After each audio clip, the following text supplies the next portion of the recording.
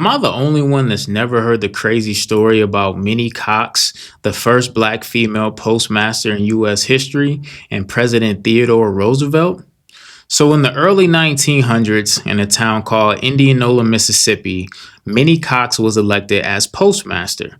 Now, like I said, she was the first black female postmaster in history, and she was so good that she was even praised by some of the white residents, despite racial tension during those times. Well into her career, an extremist group moved in, gained political power, and they didn't like the fact that a black female held such a high government position, so they threatened her, demanding her resignation. Things got so bad that Minnie gave in and she resigned before her term was set to expire. President Roosevelt heard about this and he said, "Nah, not on my watch." He immediately shut down the entire post office and routed the town's mail to a town that was 30 miles away. They didn't receive any mail, and they also missed out on all of that income for the people who worked at the post office. Things got so bad that the town residents were begging for the post office to be reopened. Roosevelt said, "Nah, I'm not opening the post office until her term expires. And not only that, I'm still paying her until her term expires."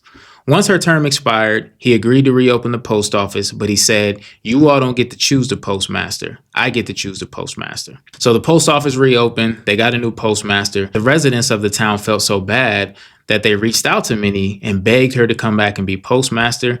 But at that point, she was like, "Nah, I'm good." She had gone on and started another business, and she was successful, and she wanted nothing to do with it. But this was an incredible story to me. Minnie Cox definitely paved the way and broke a lot of barriers. I can't imagine what it was like dealing with that during those times. Shout out to Minnie Cox.